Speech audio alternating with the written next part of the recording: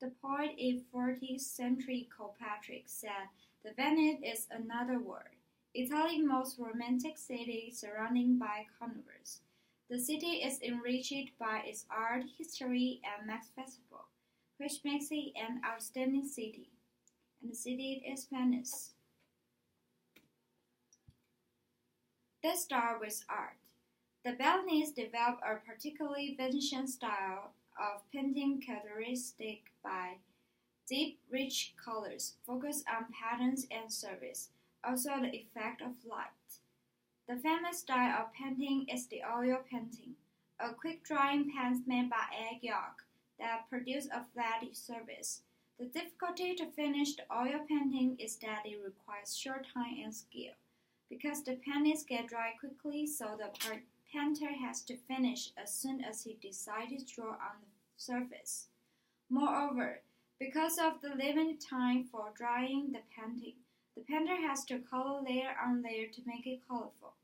Here I'm going to introduce some famous oil paintings in Venice. The history in Venice was quite like fairy tale. It was ruled by the Duke, until Napoleon won the battle and ruled Venice. In the 15th century and 16th centuries, Venice suffered numerous outbreaks of the plague and engaged in major wars, such as the war in the League of Cambrai.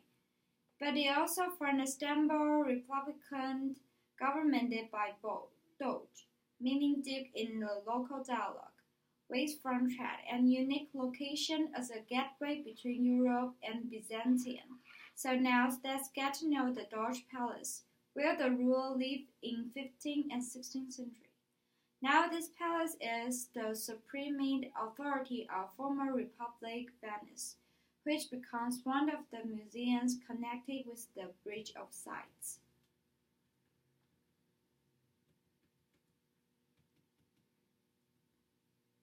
The upper part of the palace is the wing overlooking the lagoon. The corners, which are decorated with 14th century sculpture.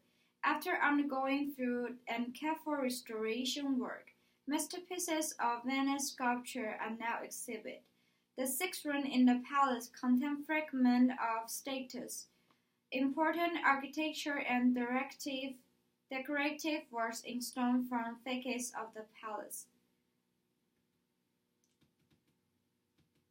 Talking about Venice, you surely can't miss the Max Festival. Now it has become one of the biggest festivals in Italy, which attracted 3 million visitors each year. In old days, this festival originally celebrated from winning the war in 1162. People gather and dance in San Marco Square to celebrate the victory. This festival became official in the period of Renaissance. However, under the rule of the Holy Roman Empire and later King of Australia, the festival was outlawed in 1797, and the festival was strictly forbidden. It appeared gradually in the 19th century, but only for a short period to hold private feasts, where it became an occasion for artistic creation, and now is held to keep the culture of Venice.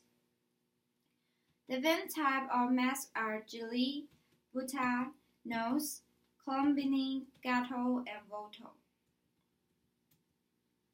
Gilly and stunning full-face Venetian masquerade mask with points made of highly decorative document paper, finished with pearl and bells. Also available in red, blue, and black marble paper. Buta, an extremely popular traditional carnival mask in the original Venetian style. Finished in decorative paper, this mask is a true work of art and will make an impact in any masquerade, ball, or masked Venetian event. Note: the long back of this mask was made to keep substance, which was believed would protect the daughter from being infected by the plague. Colombini, a very beautiful traditional face mask with ribbon ties, available in blue only, finished with gold glitter and decorative themes. Gato or the cat, a lovely Thai invention face mask in the ever-popular American fish. Bato, a beautiful full faces, traditional carnival mask with ribbon ties, painted in red and gold and featuring music, manuscript paper detail. By the way, now we are getting the end of the lecture. I want to add up my personal opinion. Have you guys known about one of the play written by William Shakespeare, The Merchant of Venice? While I look for the background information, can help myself but image the romantic scenes when Jessica eloped with Lorenzo because of true love. Venice is such a mysterious and romantic city, full of history, art, and magnificent festival that you must visit once in your lifetime. And here's my reference. Thank you.